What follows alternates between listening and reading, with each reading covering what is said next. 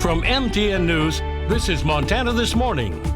On Club Rush Day here at Montana Tech in Butte, many students are joining the Vaccination Club. I'll tell you about it coming up. A Bozeman nonprofit serving children and families will soon move from their downtown location to this building right here. But before they can do that, they need your help. I'm Holly Brantley. I'll explain coming up. It is 6:30. Oh, look at that a little is breeze. Beautiful, isn't That it? is lovely. A little breeze blowing out there on the Bobcat Stadium. Chet Lehman, Matt Elwell with you here. The mountains are there. We have visual confirmation. See them. Yeah, we can.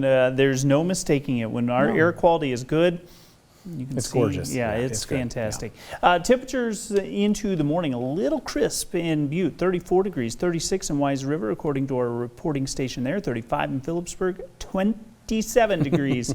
In West Yellowstone. Bozeman Day Planner, it looks like our temperatures for the area should be back into the 70s. Again, good air quality for most of the area. We're still struggling a bit out toward West Yellowstone. We're not done with the smoke by any stretch, but we are seeing a positive stride. We'll talk more about your weekend forecast coming up in just a few minutes. All right, thanks, Matt. 6:31 now. House Bill 702 passed this year by the Montana legislature covers a variety of vaccine requirements, and it's causing confusion for many county health departments. Now we're learning it also has some unintended consequences that state legislators did not see coming. MTN's David Jay picks up the story. In some places around the country, people can be excluded from events, employment, and buildings for not taking the COVID-19 vaccine. House Bill 702 prohibits discriminating against those who have not been vaccinated. We talked with one legislator about the law and the unintended consequences. We listen to constituents, lobbyists, everybody on what could be some unintended consequences if this bill makes it through. But there's a lot of bills that come out that have unintended consequences. Representative Barry Usher of Billings talks about House Bill 702. Yellowstone County Health Officer John Felton says it's a potential conflict between the law and the expectations and requirements of public health. People who are unvaccinated and a close contact, CDC says they should quarantine. If we can't treat people differently based on their vaccination status under House Bill 702, then public health is put in the position of, do we follow the science and do what CDC says, or do we not? CDC guidelines are not law, so we can't anticipate what CDC guidelines will be at the time of passing the bill or any time in the future. Felton says the law causes a concern because it applies to more than COVID vaccines. Healthcare organizations have required hepatitis and MMR vaccines for years and years and years. A number of places require influenza vaccine, like we do, but at this point we can't do any of those. Before COVID even came around, this bill was already written because there were people that were being discriminated against. Representative Tom Jacobson of Great Falls was the only Democrat voting for the bill and told the Montana Free Press in retrospect he's not sure he would have changed his vote. Representative Geraldine Custer of Forsyth, who voted yes, told the Free Press in hindsight, I probably would have voted no. It's one of the biggest bills that we passed this session, and it's really about freedom of choice and liberty and rights. In Billings, David Jay, MTN News. Now, Felton also says that healthcare organizations can't require staff to be vaccinated, often making it difficult to assure patients. However, Usher did say that the law does not prohibit patients from asking that question. Well, in Butte, Montana Tech does not have a mask wearing requirement for students on campus, but the Butte University is encouraging young students to get vaccinated. John Amy reports it happened at Club Rush event yesterday. Montana Tech used its Club Rush event to encourage young students to join another exclusive club, the Vaccinated. We thought it was a great opportunity to provide access to vaccination for any student that wishes to be vaccinated and to join the vaccination club while they're here. The Butte Health Department and members of Montana Tech's nursing school helped administer the free vaccinations to students. The Butte University has taken a personal responsibility stance on COVID-19 precautions this semester and has not made mask wearing a requirement on campus. We encourage you to get vaccinated and to take the appropriate personal actions in order to help us get through this together. The percentage of first dose vaccinations in Butte-Silverbow by age group include 41% of 18 to 29-year-olds, 60% of 30 to 39-year-olds, and leading the pack, 70 to 79-year-olds at 92%. In that age group of 18 to 39, the future of Butte, the future of the state, that group is lagging, and they are the most vulnerable being unvaccinated with the variant. Some of the young students getting vaccinated today say they're not worried about getting the virus themselves, but they believe they're helping others by getting vaccinated. I'm not as concerned about my health, but if I could help like other people like avoid it, like herd immunity is like an interesting concept, but it'll take a while to get there, so like every little thing helps, I think. You're pretty protected against COVID, and people who are immunocompromised, you're able to protect them through herd immunity, so it's actually not a bad deal. I don't know why you wouldn't get the vaccine. By the way, Montana Tech says it plans to host more vaccination clinics throughout this semester. In other headlines this morning, major transformation ahead for a Bozeman nonprofit so that it can help transform the lives of even more local children and families. MTN's Holly Brantley has more.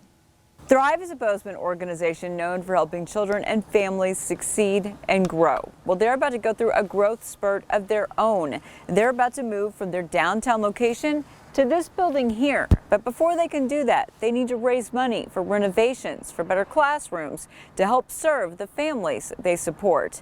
I talked to one Bozeman woman about how Thrive has been so important for so many families like her own. I was pregnant at a certain young age. So, yep, I was pregnant in high school.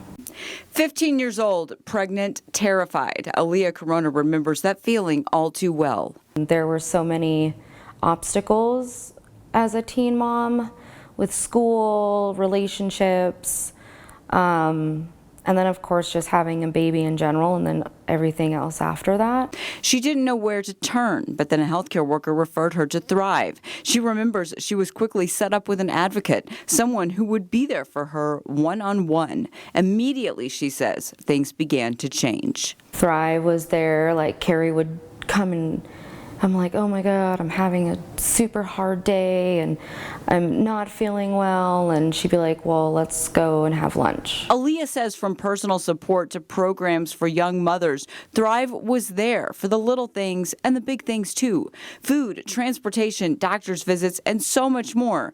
All support she needed to help her make the transition from teenage girl to mother, a time when she'd be called upon to grow up fast. Because we had to go through like adult things.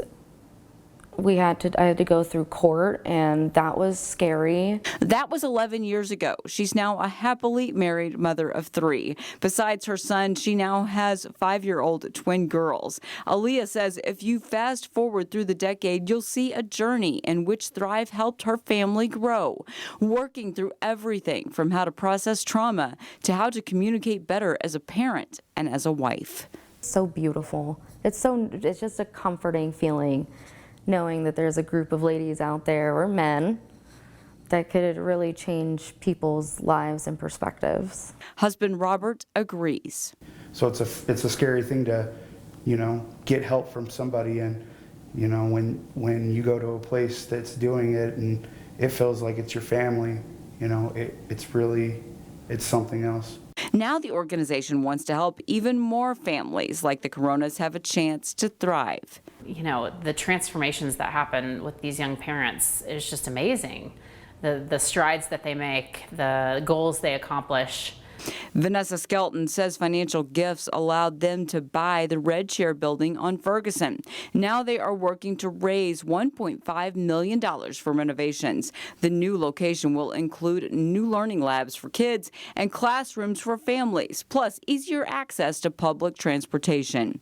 They hope to raise the funds by the end of the year and then move from their location downtown to the new space in 2022.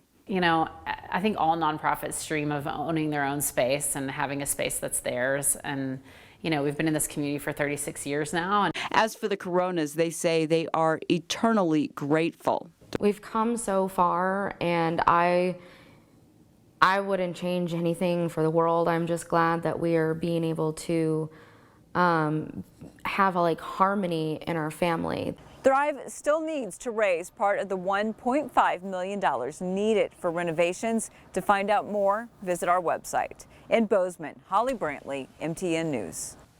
Now remember, Thrive, no family is ever turned away. New programs will also include a Spanish-speaking parent liaison and kindergarten literacy programs.